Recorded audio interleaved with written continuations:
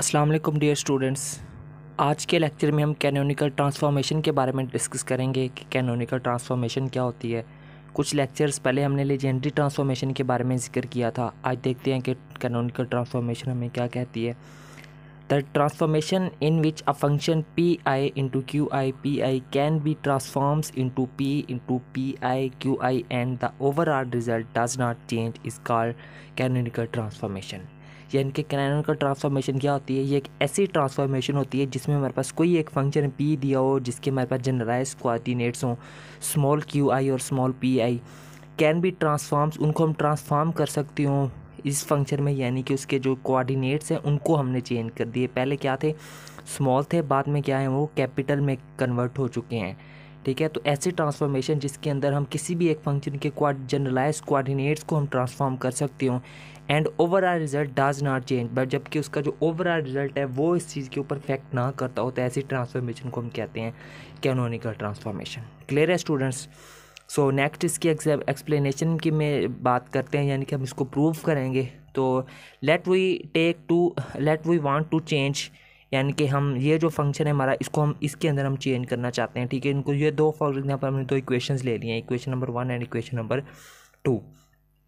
अब हम क्या करते हैं? Differentiate 1 with respect to T, यानी कि इस इक्वेशन को हमने टी के लिहाज से हमने इसको डिफ्रेंशिएट कर देना है। तो डिफ्रेंशिएट करेंगे तो हमारे पास ये फॉर्म आ जाएगी। ठीक है, डिफ्रेंशिएशन की वो हमें पता है कि जब किसी भी एक फंक्शन के अगर दो या दो से ज़्यादा वेरिएबल्स दिए हो तो उसको हम पहले डिफ्रेंशिएट किस तरह से करते हैं? पहले हम पी का पार्शियल डेरिवेटिव लेंगे क्यू के लिहाज से, फिर इस क्यू को यानी कि जो नीचे वाली टर्म है उसका हम डेरिवेटिव लेते हैं टी के लिहाज से, प्लस फिर हमने इस सेकंड फंक्शन का हमने पार्शियल डेरिवेटिव लेना होता है, यानी कि पी आई का पार्शियल डेरिवेटिव लेंगे सेकंड फंक्शन के लिहाज से, फिर नीचे वाली टर्म का ऊपर हमने लेना होता है डेरिवेटिव टाइम के लिहाज से। ठीक है, तो ये हमने इसकी डिफ्रेंशिएशन कर दी। यहाँ पे इसको हम किस में लिख सकते हैं? डॉट की फॉर्म में लिख सकते हैं। तो पी आई डॉट की फॉर्म में लिख दिया।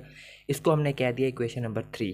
According to Hamilton's equation, Hamiltonians equation के मुताबिक क्यू जे बराबर होता है हमारे पास partial H over partial P I, और पी जे बराबर होता है हमारे पास minus partial H over partial Q J. ठीक है, तो यहाँ इक्वेशन 3 बिकम, यानी कि इक्वेशन नंबर 3 में हम इनकी वैल्यूज पुट कर देंगे इस फंक्शन की जगह पे और इस फंक्शन की जगह पे और इस फंक्शन की जगह पे हैमिल्टोनियन इक्वेशन से।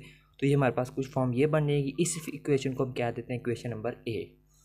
Next similarly we can write equation number 2 as, इसी तरह सेम प्रोसेस क्या था के साथ हम इक्वेशन नंबर 2 को भी लिख सकते हैं। किस तरह से क्या करेंगे? सबसे पहले हम इसको डिफ्रेंशिएट कर लेंगे टाइम के लिहाज से। जब डिफ्रेंशिएट करेंगे तो इसी तरह यहाँ पे भी हम दो उन वैल्यूज़ को रिप्लेस करेंगे। तो उन वैल्यूज़ को जब हम, ठीक है स्टूडेंट्स, तो अब यहाँ से ठीक है, फिर इसी इक्वेशन को हमने डिफ्रेंशिएट करना है टाइम के लिहाज से इक्वेशन नंबर 2 को। फिर हम वहाँ से हमने देखो जब वैल्यूज़ पुट कर लेंगे तो हम उसको किस फॉर्म में लिख सकेंगे? इस फॉर्म में हम उसको लिख सकते होंगे। तो इस इक्वेशन को हम कह देंगे equation number B. Since we know that, हमें पता है कि जो हैमिल्टोनियन एच है वो इस चीज़ के बराबर होता है। ठीक है, उसके जो फंक्शन है वो जो एच है वो क्यू और पी के ऊपर डिपेंड करता है। ठीक है, तो इसको हम क्या देते हैं? Equation number 4।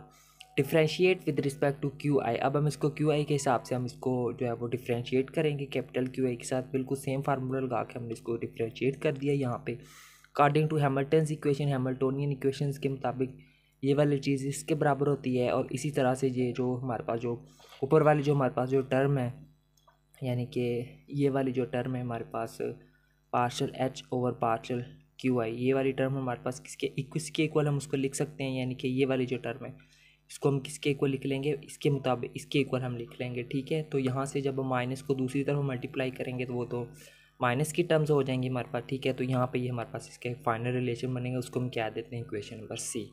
Similarly differentiate 4 with respect to P I. अब इक्वेशन नंबर 4 को हमने डिफ्रेंशिएट कर लेना है पी आई के हिसाब से। पी आई के हिसाब से जब हम उसको डिफ्रेंशिएट करेंगे तो यहाँ पे हमारे पास ये फॉर्म बन जाएगी। ठीक है, इसको हम क्या देते हैं? Equation number D. ठीक है, क्वेश्चन नंबर डी कह देते हैं। उसके बाद अब हम कंपेयर करते हैं by comparing equation number A and सी।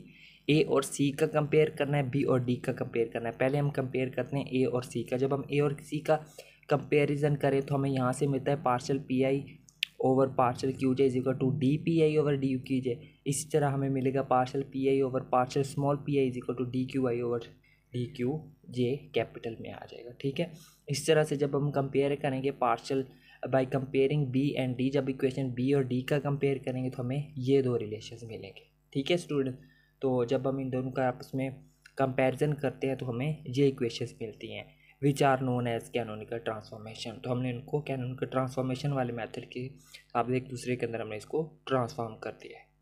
तो यही था स्टूडेंट्स आज का हमारा लेक्चर, जिसके अंदर हमने इसको डिस्कस किया है बड़ी डिटेल के साथ कैनोनिकल ट्रांसफॉर्मेशन क्या होती है।